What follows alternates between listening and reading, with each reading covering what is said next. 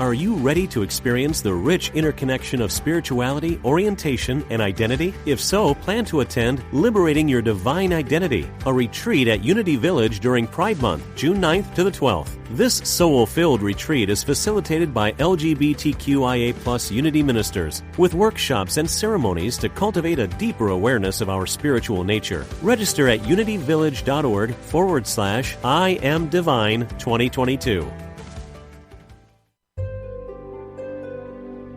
Discover the power within. Unity Online Radio. The voice of an awakening world.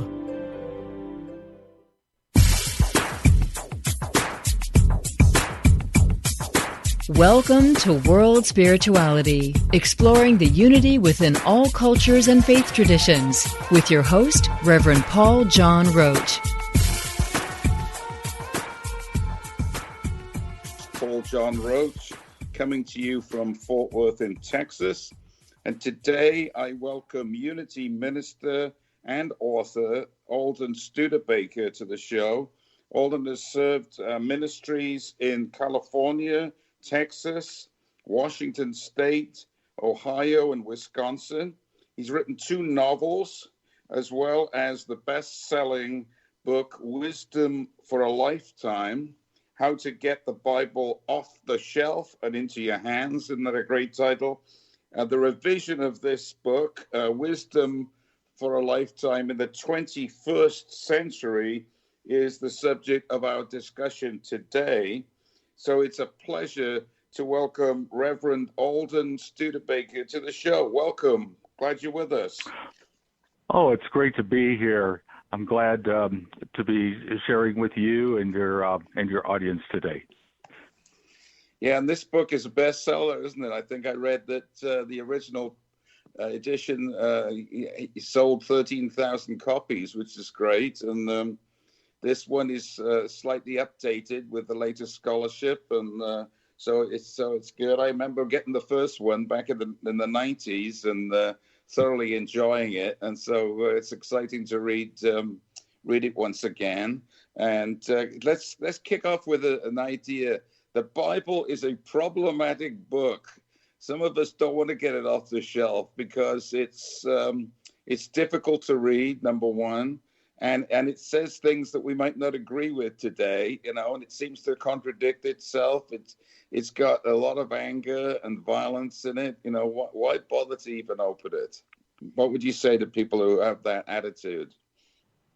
They're absolutely right. It is a problematic book. And one of the reasons I wrote Wisdom for a Lifetime is to help anybody who had maybe even a beginning of an interest in studying the Bible and learning from the Bible.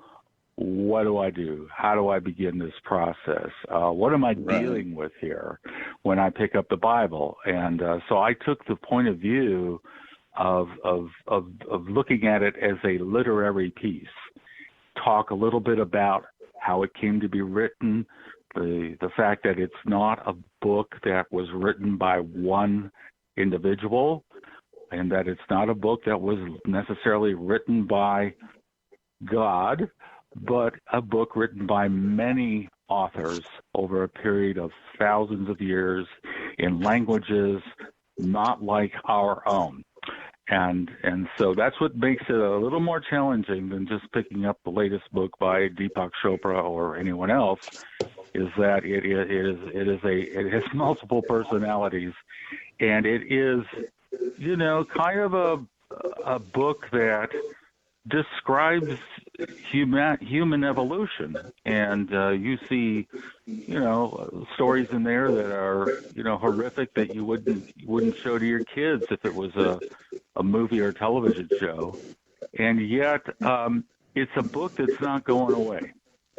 And I think that people would benefit from at least having a rudimentary understanding of some of the stories in there, and maybe, if they dig a little deeper, to discover, some relevancy for their lives. And certainly our, co-founders, Charles and Myrtle Fillmore, the Bible, that's what they had back then.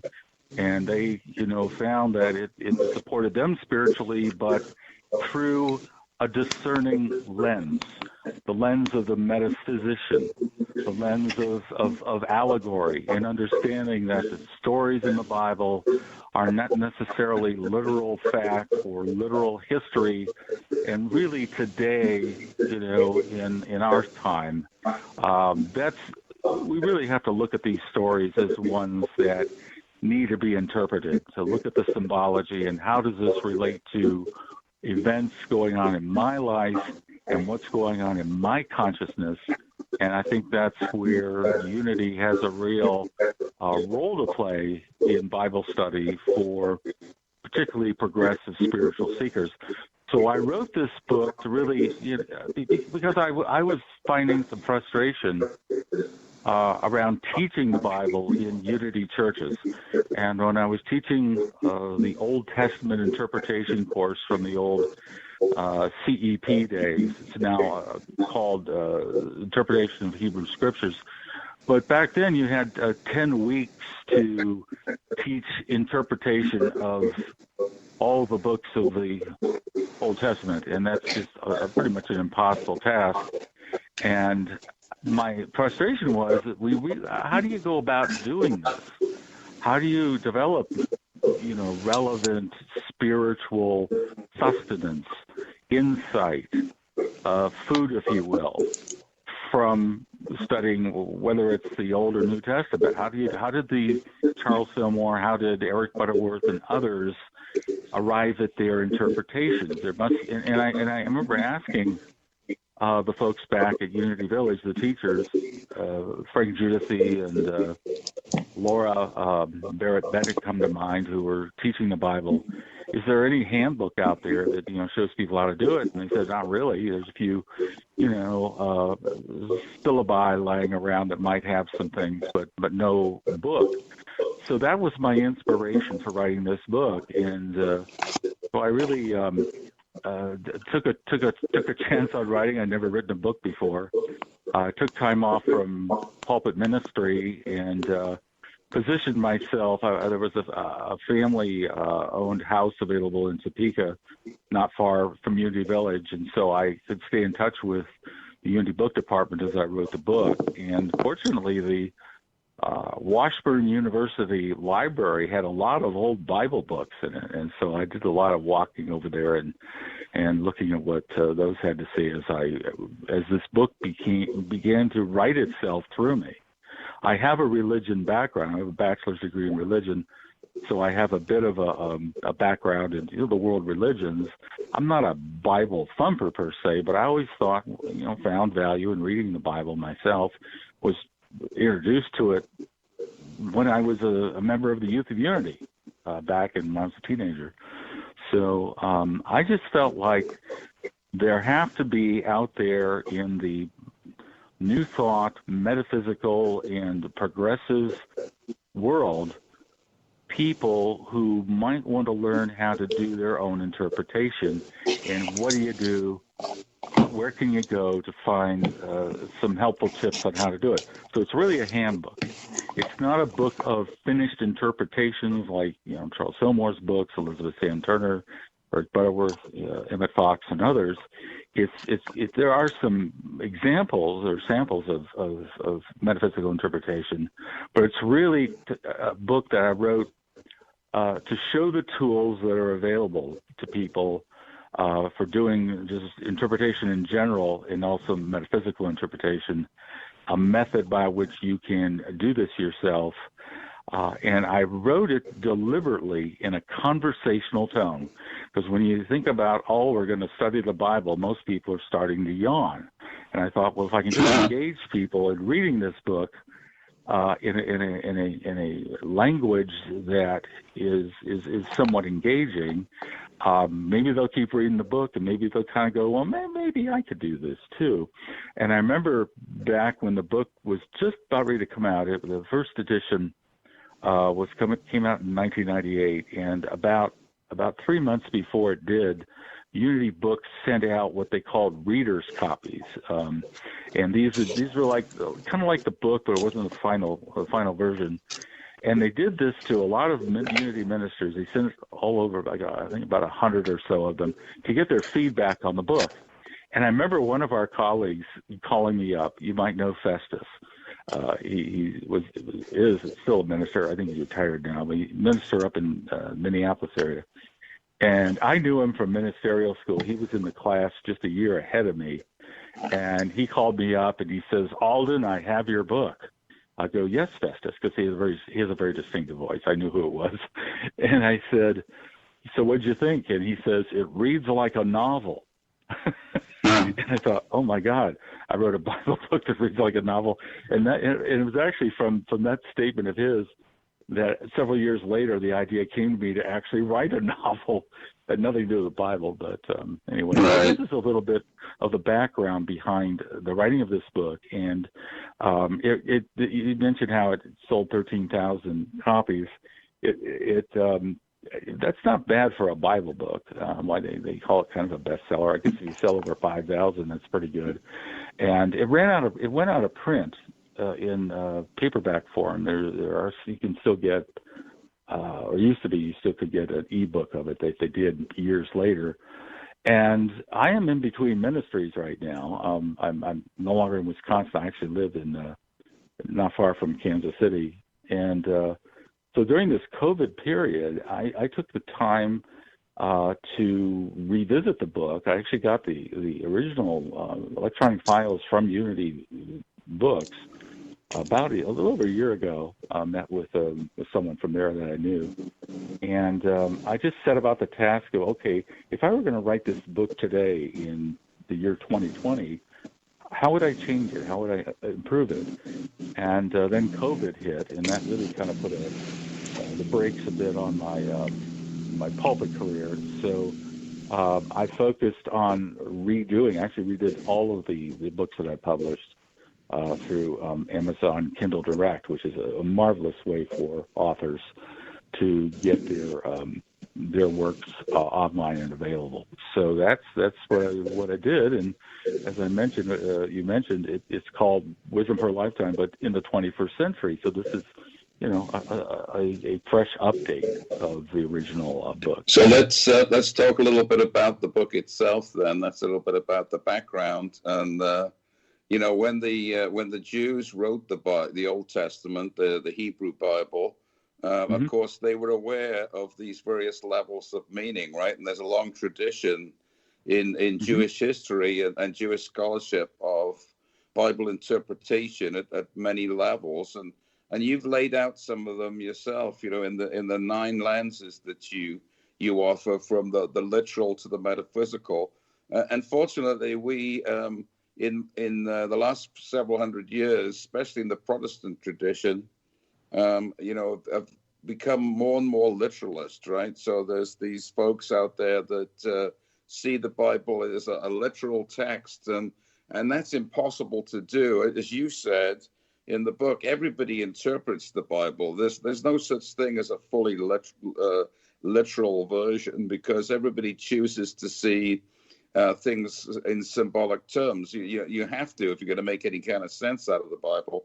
So really, literalism falls down because it misses the point often, doesn't it? There's deep wisdom on this wonderful adventure through the Bible, but you're going to miss it if you insist on taking it all literally. Oh, you're absolutely right. This is probably the one book you shouldn't take literally. If you want to call it a book, it's really a collection of different books assembled together over time. And both, the Hebrew Bible and the Christian New Testament, just such a diverse collection of different kinds of books that require different lenses of interpretation. And certainly, even Jesus spoke to the idea that what he was saying to people was not literal. All of his parables need to be interpreted, at the very minimum, allegorically. And many of his actions and things need to be interpreted allegorically, or it's symbolic of something else.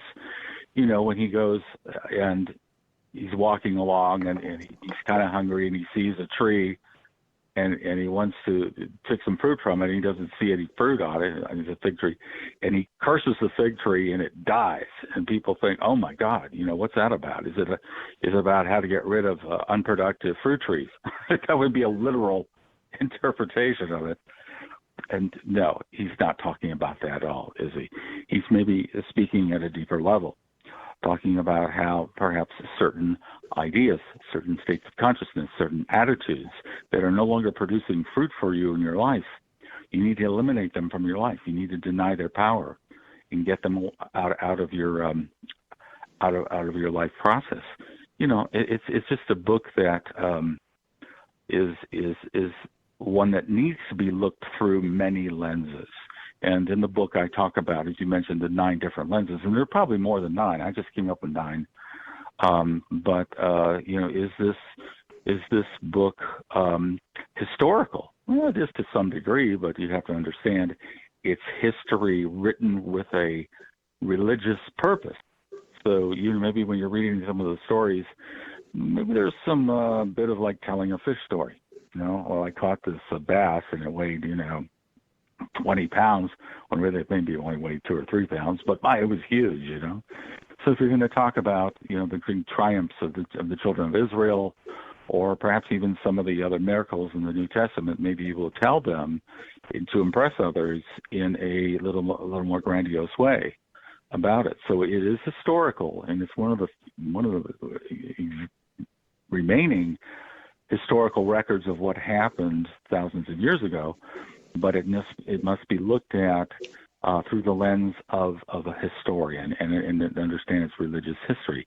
Is it factual? And in other words, I use the word factual. I don't necessarily mean literal, but can we trust any of the facts? It's a big term today, being, that there are alternate facts out there.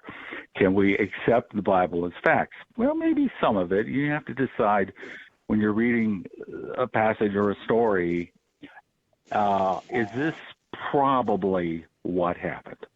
Is it likely to happen? Do we know for sure? No, because we don't have the cameras there from CNN or whoever to record it so we can watch. Yeah, those are the facts. That's what he said, or that's what happened, and so on. And on down the line, I talk about the dramatic aspect of the Bible, and really, some of the stories make for great soap opera. Is the Bible, and I also suggest that the Bible's comedic.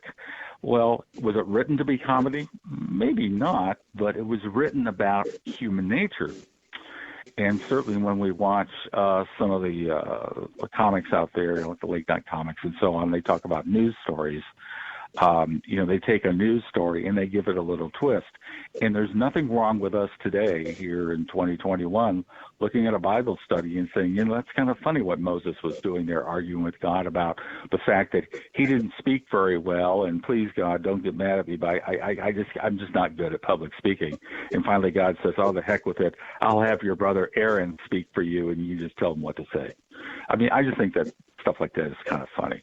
But right, and we approach it with a certain piety, don't we? And so we can't allow ourselves to enjoy the comedy of it, right? Because, well, maybe that's unseemly. I've got to approach it in a quote holy fashion, and it's not really a holy book in that sense. It's meant to be a whole book, right? That includes everything in it, and the Jews were very aware of that when they wrote it, and so it's okay to see the funny bits. I think Jesus is quite funny too sometimes, but his humor is lost because, number one, perhaps through translation, and number two, because I can't see Jesus as a funny man. He's my savior. I've got to take him very, very seriously, and so we miss the whole joy and fun of the Bible often, I think, as a result. Something you also mentioned earlier. In terms of the story and the factual nature of it, we don't have to have the great Shakespearean plays be factual in order for us to understand the universal truth, right? It doesn't matter to me if King Lear ever existed. He represents something universal in my own being, and so do all the other characters in the book. And so I can find meaning in that play, regardless of whether it's ultimately historically true, which it probably isn't. And I think the same with the Bible, right? The universal truths are told through story, but whether the story is literal or not, or totally factual or not, is really missing the point, right? Missing the point of the deeper significance of what the Bible has to say to us. I totally agree. And, there are parts of the Bible that, particularly the birth stories in the Gospel of Matthew and Luke, which do not, are usually spliced together to create the Christmas story, the saga, the whole, right. Images of that supposed time. Most scholars, when they look at those stories and they look at how the text is put together in Greek and so on, are mostly in agreement that these stories were added later. That the whole idea of Jesus being born of a virgin and all of that added later, and so it makes you wonder, well, gosh, if these stories aren't in sync with each other, are they wrong, are they false, or whatever? And, so we have to say, well, is it okay that maybe Jesus was born like every one of us? Can we live with that? And as far as these stories maybe not being factual, that doesn't mean that there isn't some spiritual truth or energy that you can get from actually studying them in an allegorical or metaphysical sense. And maybe we need to, take a step back on this whole literalism approach to things that we find that is prevalent among certain aspects of the Protestant church. You mentioned earlier this trying to make everything absolute truth and word of God, that we need to kind of take a step back and say, well, maybe this is allegory. Maybe this is a story that is maybe not so much about the birth of a human being, but the birth of something maybe a little deeper in all of humanity. That it is a story about our spiritual unfoldment, enlightenment, and so on. And that's exactly. how I look at those stories. Absolutely. And talking about the birth story, if it was that important, surely all four gospel writers would have included it, right? And only two did. So it does tend to seem like it was an addition, and they do contradict each other a little bit, the two birth stories. Again, you can take it in a less than factual way and understand the deeper significance of what the virgin represents and what the wise man or the shepherds represent, and then you begin to see that, oh, well, this is fascinating. Maybe it's a pure consciousness, innocent consciousness into which the Christ is born, the virgin consciousness. And that consciousness attracts both the wise and the seemingly simple within us, right? All parts of our being, the shepherds and the magi, and they come in with their different offerings, and so you begin to look, well, what part of me, is one of the magi, and what part of me is a simple shepherd, and how do I show up, and who's the most genuine, because I always feel like the shepherds were a little more humble than the wise man. The wise man came, dropped off their gifts, and took off, but the shepherds seem to be truly connected. So again, different aspects of devotion, right? So there's all kinds of ways of interpreting it. Uniquely for us. And I think that's one thing, Alden, that I found when I first started metaphysical interpretation is this book is unique to me, just as it's unique to you and everybody else that comes to it, right? Because we bring our own soul knowledge to the words, to the stories, and therefore it's personal to us. And to me, that's wonderful, because that's the power of true scripture, I think, that it speaks to us all universally and yet personally, and there's definitely power in that. Absolutely right. The original writers, there was original intent behind what they wrote, And they were primarily, at that time, writing to the people of their generation and maybe some a bit beyond that. And here we are today, thousands of years later, and maybe their original intent wasn't for us. So that's when we have to look at, well, what's the universal meaning that we can glean from their writings? And it's through interpretation that we can do that. And that we need to really set aside this whole literalism and this whole its history and all. I mean, you mentioned the birth story. Why didn't Mark and John talk about the birth story? And why didn't the first writer of the New Testament?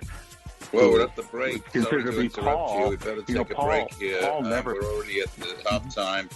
Folks, I'm with Alden Studebaker. We'll be back to talk more about the Bible, especially metaphysics, in the second part of the show. Join us after these messages from Unity. Practical spirituality. Positive messages. This is Unity Online Radio, the voice of an awakening world.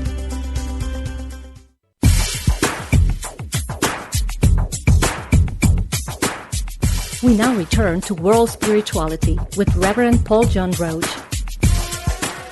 All right, welcome to part 2 of today's show. I'm with Alden Studebaker. He's an author and a Unity minister. He's written a book called Wisdom for a Lifetime in the 21st Century, How to Get the Bible Off the Shelf and Into Your Hands. And we talked a little bit about the background of the book, how it's a toolkit to approach the Bible in an effective way.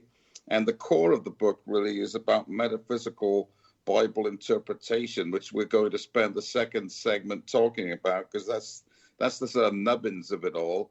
And as I was mentioning in the first segment, when I discovered metaphysical interpretation and the fact that it was a book all about me, in the sense that all aspects of consciousness are represented in the Bible, and those are aspects of my own consciousness. And not just me, of course, it's about all of us, so that each person comes to the Bible in a unique way. And my old Bible teacher and other metaphysicians at Unity Seminary, people like Ed Rabel, advised us to trust our own intuition when it comes to interpreting the Bible, right? We've got this various methods we can approach the Bible with, and we'll talk about that 4-step method in a moment. But the ultimate thing is not to be hidebound by methods or looking up things in dictionaries, whatnot, but to trust your own intuition here when it comes to understanding a passage, because then it can really speak to you, I think, and then it becomes alive and a part of the adventure of life. So you got the Bible as a source book for the adventure, the ongoing adventure of what it means to be alive, and that's a wonderful thing when it can become that for you, because it takes the Bible from that dry and dusty literalist approach to something much more vibrant. So Alden, sketch us through the 4-step method to look at the Bible metaphysically. And maybe before we do that, we need to preface it by saying what is metaphysics in this regard? Well, metaphysics is one of those words that gets thrown around a lot and used in many different ways. I think the general population hears the word metaphysics and they throw in all kinds of stuff like astrology and, different kinds of worship and things like that, right, that are maybe more on the New Age or far out area. The word, there's a whole study of metaphysics in an academic sense, based on the work of Aristotle.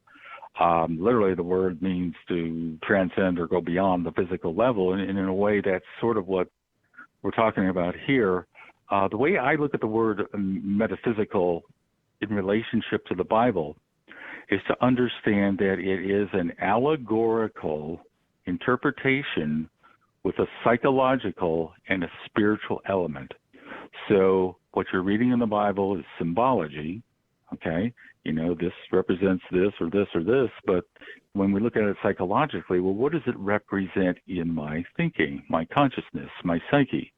And then from a spiritual sense, what you're kind of leaning on here is with your intuition, as Ed Rabel mentioned. I had Ed Rabel, too, in the ministerial school, so I'm familiar with him and his approach to things. And it's really about what comes straight through to you without necessarily engaging your intellect or going through all these steps that I mentioned in the book. What jumps right out at you that seems relevant, meaningful, and something that you're going to remember? And the thing about the title of this book, I need to mention, Wisdom for a Lifetime. We had other working titles for this book. You know, Bible for Dummies was already taken, and I don't think Unity Books would have printed a book with that politically incorrect title. But that's what I started with. And it was the editor of Unity Books at the time was Michael Madej. He was a minister, a classmate of mine. He was one of my best friends. Sadly, last year he passed away. But he was out driving somewhere. I think he was up in Michigan. He's from Michigan, and he was driving somewhere, and it's like the sky opened up, and the idea Wisdom for a Lifetime came to him to title the book. And the idea behind it is if you do the work, if you have the interest, you do the work, you do the study, you do the reading, you do the prayer work, and so on, and you come up with an interpretation that's meaningful to you, that's wisdom that will last a lifetime. You're not going to forget it. I liken it to eating a peanut butter and jelly sandwich on good old white Wonder Bread. And you start eating one of those, not that I eat Wonder Bread anymore, I certainly don't, but you know, everything starts sticking to the roof of your mouth after a while. And the meal stays with you in your mouth into the rest of the day. And you're just waiting for a glass of something to help wash it down. And that's the whole idea here, is if you invest yourself in metaphysical Bible interpretation and are willing to spend a little time with it, you're going to remember whatever verse, whatever story that you've focused on, you're going to remember that in times when you really need to remember it. When your faith is tested, when there's something going on in your life that is challenging, or when you want to sit down to meditate, maybe there's a phrase from the Bible that you remember. And I'll give you an example of that, and we get to the steps here. There's a rabbi I know in Bellevue, Washington. I met him when I was a associate minister at the Unity Church there, and his name is Ted Falcon. And I met him, and he was looking for a place to hold services, and I put him in touch with our church at the time. And he's a kind of a metaphysical rabbi, or kind of a New Thought rabbi. And I said to him, well, what verse from the scriptures is the best for meditation? And without missing a beat, he just simply laid it out: be still and know that I am God. Boom, like that. Be still and know that I am God. I was expecting something more obscure than this quote from the book of Psalms. I've never forgotten it. And whenever I sit down to meditate, I often move to that scripture to help me get to the point of becoming still and knowing that God is present. How simple can that be? But that's where relevancy comes in. How can it be useful to you? Unity is practical Christianity. So how can it be practical to you in living your life in a more positive, constructive way? So, right, absolutely. There are these steps. If you don't mind, let's take a parable that everybody knows. Okay. So we don't have to explain it to them, our listeners, because I think everybody knows the Good Samaritan, because we grew up with it, perhaps, or we're familiar with that story, and see if we can apply this 4-step method. So would you lead us through with the Good Samaritan as a basis? Sure. Well, the first step is to select, read, and study the scripture. So you select the passage that you want.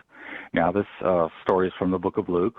I don't have my Bible open right now, but we can certainly do that real quick here. But you read the passage several times. Let me get to that real quick. By the way, if you're ever wanting, you don't have a Bible, but you have a smartphone or some electronic device, you can go to BibleGateway.com. In fact, I think they may even have an app that you can go to. And so That's what I'm doing right now. And I pulled it up here, and here we go. It's in the book of Luke, and it's chapter 10, 25 through 37. And so what you want to do is to select the passage and read it several times. And so if you want to read it right now, I can do that. Well, it might be a bit long to read the whole thing right now, long. But basically, okay. to so remind folks, this is a story about the man who was on a journey someone down is asking to him, Jericho. what do you do to inherit eternal? Attacked him, right, and took away his goods, exactly. and almost left him for dead. And various people came by, but they didn't help him. And then this Samaritan, this despised minority, came by and helped him, and gave him succor, took him to an inn, etc.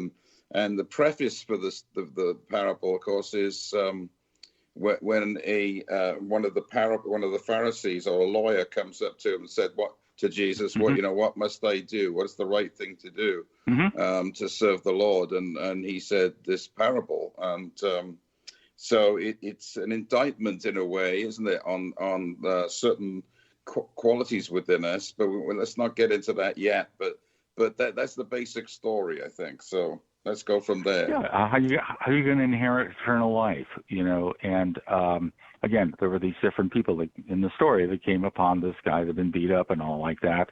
And you're right, there was a priest, there was a Levite, and then there was a Samaritan. And for those who aren't familiar, the Samaritans were people of a Semitic background, a Jewish background, but as the history of Israel unfolded, they became kind of not full Jews. They were considered, I guess the best way to put it, people from the other side of the tracks that you just don't pay attention to.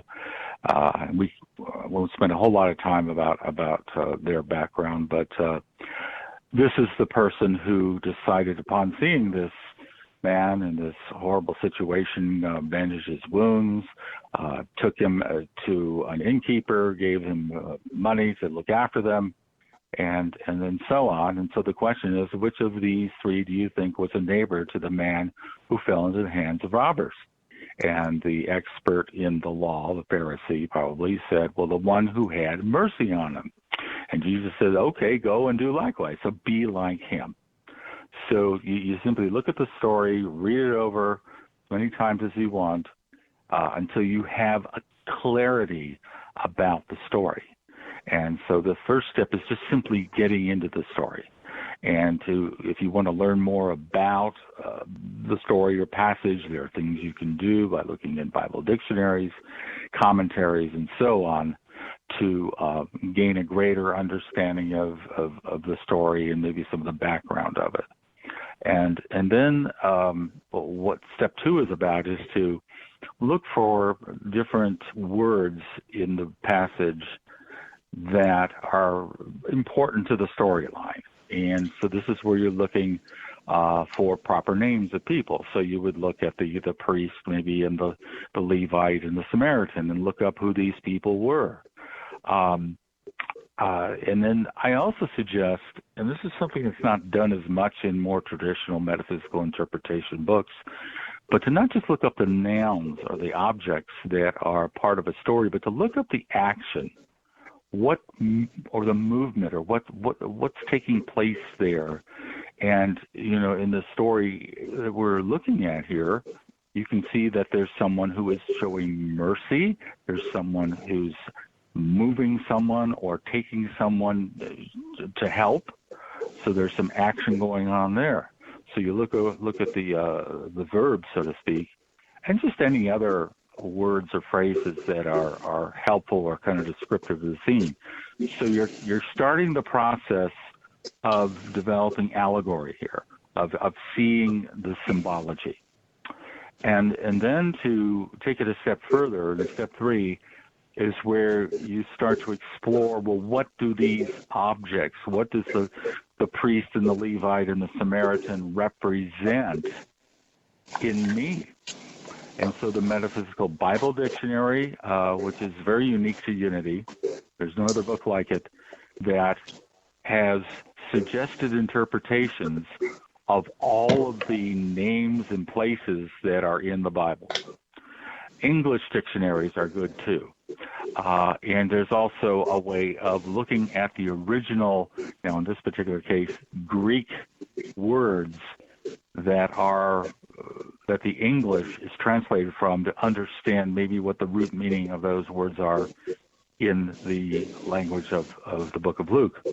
And so then you have to start thinking about, well, what do these words represent in consciousness?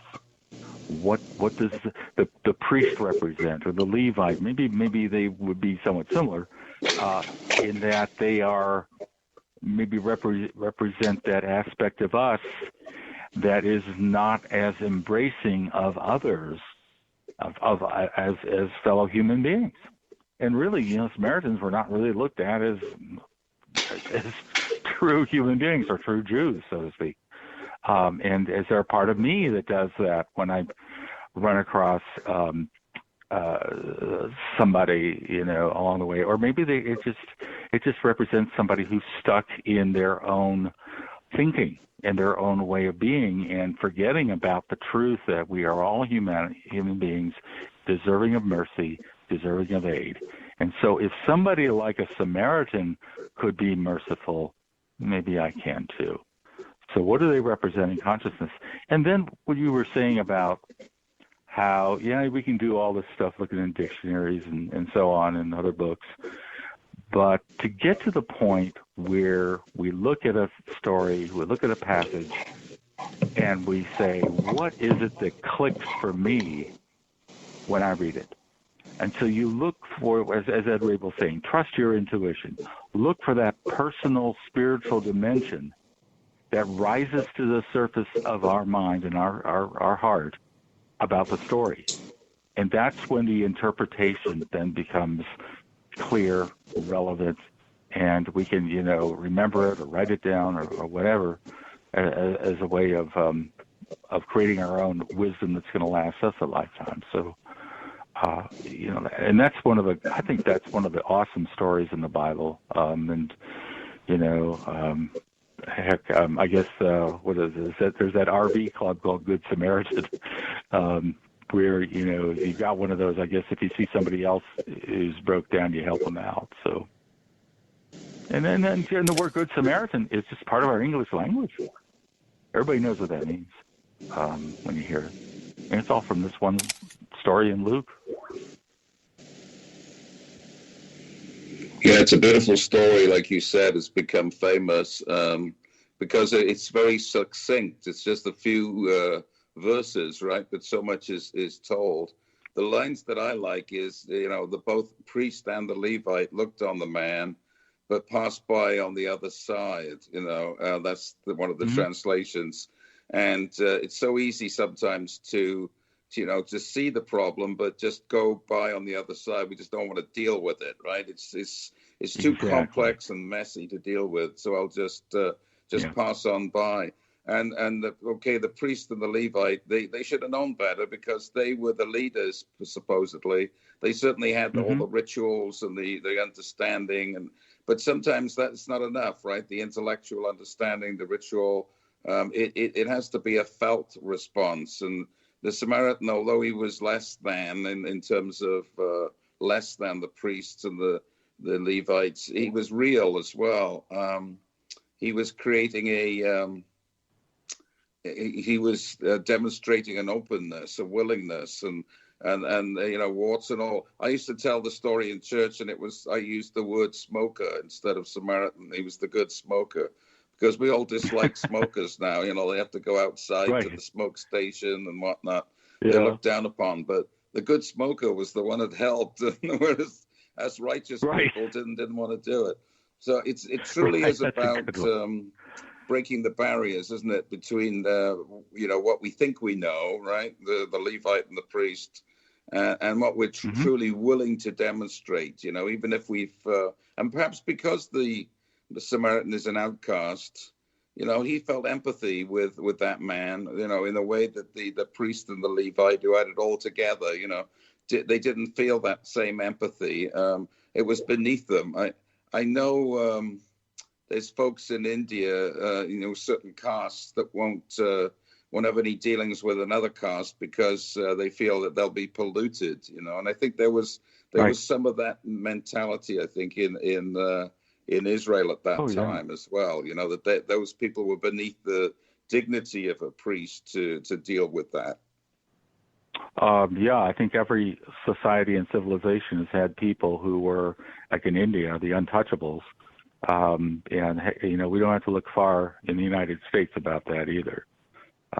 After exactly, it's alive and well, isn't it, unfortunately.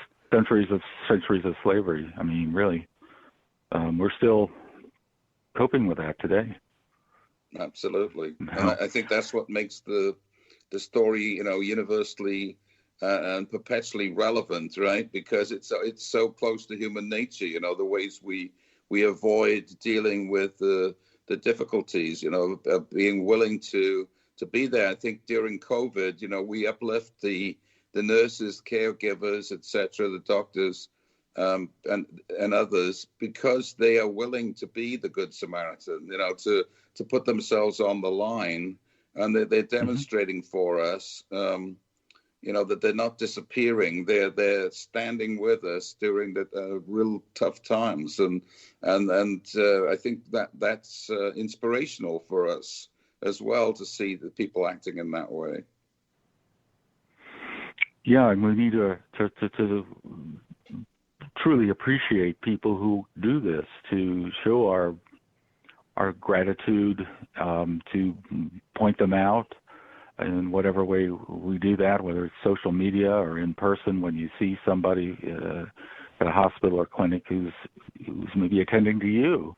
They're there to being of service. And I think this story, again, so many ways to interpret it. It is about being of service to your fellow human being. And when you see somebody who's having a rough time, laying along the road, so to speak, what are you going to do? Are you going to pass by on the other side, or are you going to say, hey, what can I do to help? What can I do? Right, we have to ask this question every day to ourselves, don't we? How can I be helpful here? If I'm on the street and somebody does a stupid thing, do I lash out and call them an idiot, or do I send a prayer, and of empathy to that person, whatever? It's very relevant, isn't it, to our day by day life, and that's what I love about metaphysical interpretation. It's real to where we are.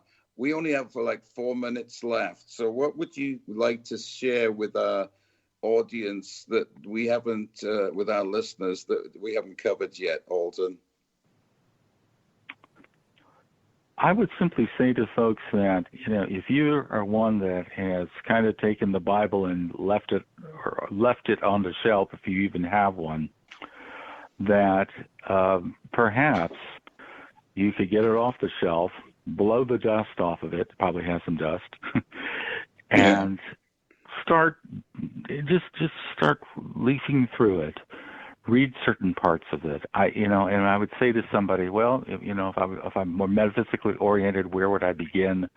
The book of Psalms, the book of Proverbs, good parts of the Hebrew Scriptures. I think the Sermon on the Mount, it's hard to go wrong there.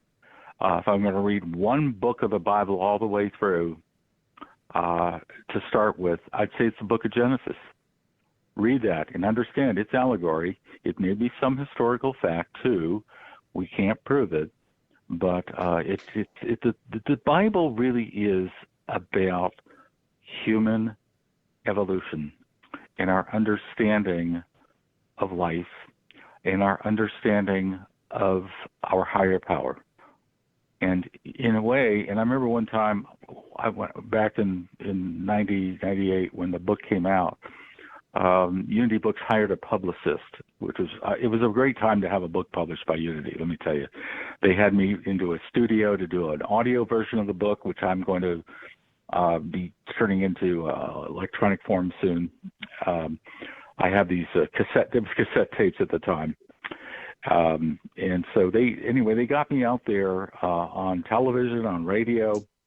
And I remember going to this radio station in Dayton, Ohio. And this is back when I lived in Cincinnati. I was a minister in Cincinnati. And there was like an ex-biker gang leader guy turned fundamentalist minister, a psychic guy in me, talking about the Bible. I remember the caller calling in and going off in kind of a fundamentalist, literalist direction. And I said, look, I think God grew up in the Bible. You know, God starts out as this very mean, tough guy, what I like to call mean Santa.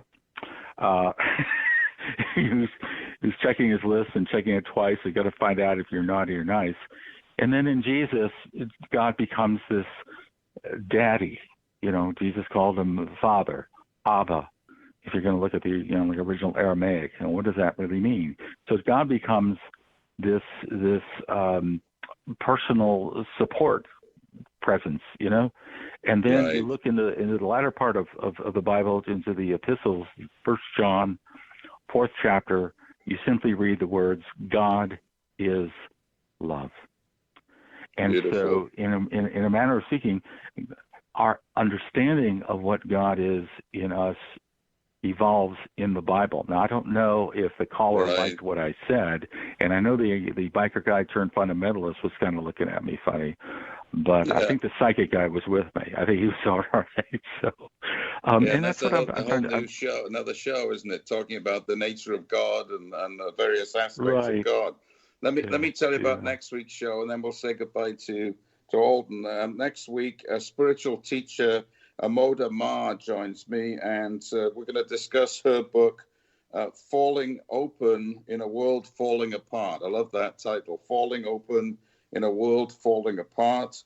Join me then. But right now, I want to thank Alden Studebaker for being on the show and introducing his book and how to interpret the Bible metaphysically. Thank you so much. Oh, you're welcome. It's been my pleasure. And thanks for listening, folks. Have a good week. Take care now. Bye-bye.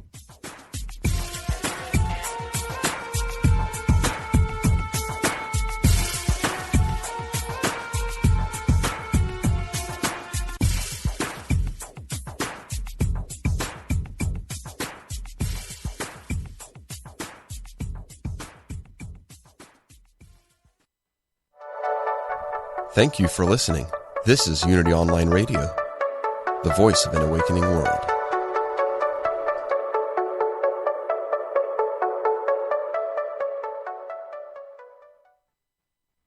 Are you ready to experience the rich interconnection of spirituality, orientation, and identity? If so, plan to attend Liberating Your Divine Identity, a retreat at Unity Village during Pride Month, June 9th to the 12th. This soul-filled retreat is facilitated by LGBTQIA+ Unity ministers, with workshops and ceremonies to cultivate a deeper awareness of our spiritual nature. Register at unityvillage.org/I Am Divine 2022.